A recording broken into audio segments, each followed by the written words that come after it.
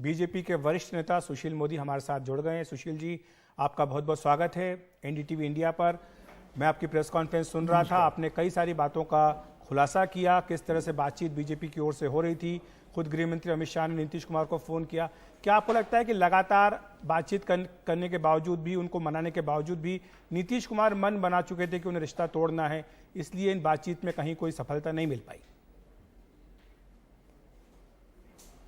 देखिए, संकेत तो पिछले 4 महीनों से दे रहे थे वो, चाहे वो इफ्तार पार्टी हो या कास्ट सेंसस को लेकर प्रधानमंत्री से मुलाकात हो, लेकिन फिर भी मुझे भरोसा नहीं था कि नीतीश कुमार इस प्रकार से धोखा देंगे। और देखिए, परसों भी जब हमारे दो वरिष्ठ मंत्री नीतीश कुमार से मिलने गए तो कहा कि नहीं, कोई दिक्कत नहीं है, सरकार चलेगी, चल रही है सरकार। अरे तोड़ना था बता देते, धोखा देने की क्या जरूरत थी, झटका देने की क्या जरूरत थी। ये आपके साथ हम लोगों ने 17 साल काम किया है। जिस समय आपके बिहार में 5 एमएलए थे, तब से हम आपके साथ काम कर रहे हैं। 5 बार आपको हम लोगों ने मुख्यमंत्री बनाया, मुख्यमंत्री बनने का मौका दिया, इतना बढ़िया रिश्ता था, आपने एक झटके में इस रिश्ते को खत्म कर दिया, खराब कर दिया। और अब मनगढ़ंत आरोप लगा रहे हैं, झूठी बात कर रहे हैं, झूठा प्रचार किया जा रहा है बीजेपी की ओर से कि चिराग पासवान को खड़ा कर दिया। कोई पेशकश हुई थी बीजेपी की ओर से कि जो मांग है कि ऐसा अखिलेश जी कि उन्होंने तो कोई मांग ही नहीं की। जितनी बार मिले तो उन्होंने कहा कोई दिक्कत नहीं है, और छोटी मोटी दिक्कत होती रहती है गठबंधन में, उसका हम लोग मिलकर समाधान कर लेंगे। न तो कभी उन्होंने कोई डिमांड रखी, न कोई इन्होंने शिकायत की। जनरल टाइप बातें होती रही, तो कोई शिकायत ही तो बताते। किसने अपमानित किया?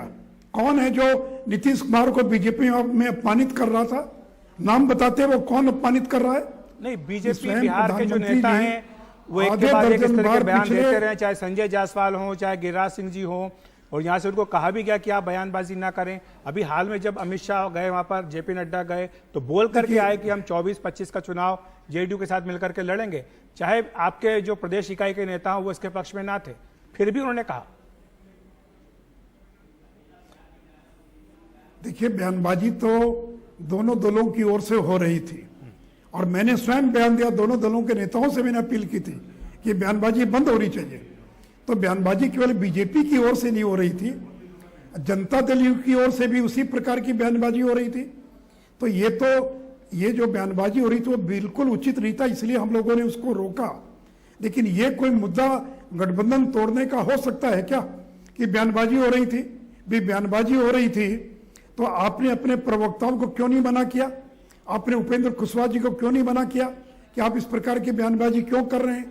बीजेपी ने तो अपने नेताओं को मना कर दिया, लेकिन आपके प्रवक्ता क्यों लगातार बयानबाजी करते रहे? तो देखिए, बात जो यहाँ पर कही गई, जिस बात का जिक्र नीतीश कुमार ने भी किया कि अटल जी, आडवाणी जी के समय में बीजेपी अलग थी। ये माना जाता है कि बीजेपी और जेडीयू को जोड़ने वाला जो फेविकोल था, गोंद था, वो छोटा मोदी था, यानी सुशील मोदी थे। जब सुशील मोदी को किनारे किया गया और वहां पर ऐसे नेताओं को लाया गया जिनके बारे में ज्यादा लोगों को जानकारी नहीं थी, तो शायद नीतीश कुमार ने अपने आप को असहज महसूस किया। क्या आप इस बात से सहमत हैं कि आपको जिस तरह से किनारे किया गया, यह भी एक कारण है बीजेपी जेडीयू गठबंधन टूटने का? नहीं, देखिए, मैं इससे सहमत नहीं हूं। देखिए, मुख्य कारण यह कि जब 45 सीटों पर नीतीश जी सिमट गए तो एक कॉम्प्लेक्स हो गया उनको कि मैं इतना बड़ा नेता हूं, मैं मुख्यमंत्री हूं, और अब मैं बीजेपी के 75 हो गए और मैं 45 भी नहीं जीता पाया। और मुझसे कहते थे, सुशील जी मुझे लोगों ने वोट नहीं दिया, लोगों ने मुझे हरा दिया। तो दुखी थे वो कि इनके सीटों की संख्या घटकर 45 पहुंच गई। और देखिए, चिराग पासवान का जो मुद्दा उठाया जा रहा है, 19 महीने के बाद कर रहे हैं कि विधायक दल की बैठक में विधायकों ने कहा कि बीजेपी के लोग हमको हराने में लगे थे। ये बैठक तो 19 महीना पहले भी तो हो सकती थी। 19 महीना लग गए समझने में कि क्या हो रहा था। और देखिए, बीजेपी इस प्रकार की राजनीति नहीं करती है। स्वयं अमित शाह, स्वयं नरेंद्र मोदी, मैं दर्जनों वैसे चुनाव क्षेत्रों में गया हूं प्रचार करने के लिए जदयू के पक्ष में, जहां चिराग पासवान के उम्मीदवार खड़े थे। और बीजेपी क्यों चाहेगी कि हमारा सहयोगी दल की संख्या घट जाए ताकि कमजोर सरकार बने बिहार में? आज हमारा और राजद का जो गठबंधन था उसके बीच का अंतर कितना था? मुश्किल से 8-10 सीटों का था। तो क्यों बीजेपी चाहेगी कि किसी राज्य के अंदर एक कमजोर मतलब जिस सरकार को प्रचंड बहुमत नहीं है, एक थ्रेड एक धागे पर जिसका बहुमत टिका है, ऐसी सरकार हम क्यों बनाना चाहेंगे? क्यों हम चिराग पासवान को खड़ा करेंगे? अगर हम चिराग पासवान के साथ होते तो उनकी पार्टी के टूट कर जो 5 लोग आए, और पारस जी को आज मंत्री किसने बनाया? बीजेपी ने मंत्री बनाया। अगर चिराग पासवान से सहानुभूति होती तो उनकी पार्टी को क्यों तोड़ते हम? तो क्या चिराग पासवान को वापस ला सकते हैं? बहाना चाहिए। अब आरसीपी सिंह का नाम ले रहे हैं। पड़ गई है बिहार में सुशील जी, तो क्या चिराग पासवान को दोबारा लाया सकता है? क्या राजनीति में पशुपति पारस और चिराग के बीच में मेल मिलाप हो सकता है? देखिए राजनीति में कब क्या होगा ये कोई नहीं कर सकता है, लेकिन मैं एक ही बात कहूंगा, ना हमने आज तक किसी को धोखा दिया है, ना कभी धोखा देंगे। कुछ करना होगा तो सामने से वार करेंगे, पीठ में छुरा नहीं भोंकेंगे। 24 घंटा पहले तक कहते रहेंगे कि हम साथ हैं, और 24 घंटे बाद कहेंगे कि हमारे साथ तो धोखा हो गया, बीजेपी के लोगों ने विश्वासघात किया। इस तरह की राजनीति करने वाली पार्टी बीजेपी नहीं है। लेकिन जो बिहार बीजेपी के नेता है उनको इस बात का भी मलाल रहा, सहयोगी दल नहीं था जी। इस बात का मलाल रहा बिहार बीजेपी के नेताओं को कि क्यों आखिर बीजेपी ने संख्या कम होने के बावजूद नीतीश कुमार को मुख्यमंत्री बनाया? क्यों बीजेपी ने अपना कोई नेता जो है उसको मुख्यमंत्री पद के तौर पर आगे नहीं किया? नहीं, देखिए ये कभी मलाल नहीं रहा, और किसी के मन में तो जनता दिलों के कार्यकर्ता के मन में भी कोई बात हो सकती है कि हमारा नेता प्रधानमंत्री बने। तो मन में बात होना एक बात है, जब नरेंद्र मोदी, अमित शाह, नड्डा जी का कमिटमेंट था तो उस कमिटमेंट से पीछे कैसे कोई जा सकता है? तो इसलिए किसी के मन में होना एक बात है, किसी के मन में कुछ भी हो सकता है, लेकिन क्या नरेंद्र मोदी, अमित शाह के मन में था? क्या जगत प्रकाश नड्डा जी के मन में बात था कि अपना मुख्यमंत्री बनाना? और ये बात भी सही है, नीतीश जी मुख्यमंत्री नहीं बनना चाहते थे, तो नरेंद्र मोदी जी ने फोन किया कि नहीं नीतीश जी, आपके नाम पर चुनाव लड़ा गया, आपको आगे रखकर आपको मुख्यमंत्री बनना चाहिए। तो आप उसी समय इनकार कर देते, नरेंद्र मोदी के भी प्रस्ताव को अस्वीकार कर देते, कहते नहीं आपने चिराग पासवान को खड़ा करके हमारी संख्या 45 कर दी, मैं मुख्यमंत्री नहीं बनूंगा।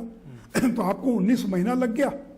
और जिस आरसीपी सिंह के नाम, आरसीपी सिंह को बलि का बकरा बनाया जा रहा है, जो आरसीपी सिंह आपके साथ 24 साल तक रहा, आपका प्राइवेट सेक्रेटरी, प्रिंसिपल सेक्रेटरी, आपका सबसे वफादार आदमी रहा, अगर आपको लगता है कि उसने धोखा दे दिया तो भगवान आपको बचाए जी। आप जॉर्ज फर्नांडिस जिन्होंने आपको यहाँ तक इतनी दूरी तक बढ़ाया, दिल्ली में सबसे ज्यादा चर्चा इसी बात को लेकर है कि नीतीश जी ने रिश्ता इसलिए तोड़ा क्योंकि 2024 में प्रधानमंत्री बनने की महत्वाकांक्षा हिलोरे ले रही उनके मन में। आपको लगता है ये एक बड़ा कारण रहा है? आपने प्रेस कॉन्फ्रेंस में कहा कि वो उपराष्ट्रपति भी बनना चाहते थे। नहीं, निश्चित तौर पर अब मुझे लगता है जी, मुझे लगता है तोड़ने के बाद मुझे जरूर लगता है ये है, क्योंकि बाकी बचा क्या था, सीएम तो थे ही, तो उनको लगता 18 साल हो गया, कब तक मुख्यमंत्री बने रहेंगे, तो चलो दिल्ली, इसलिए वाइस प्रेसिडेंट को ऑफर दिया गया।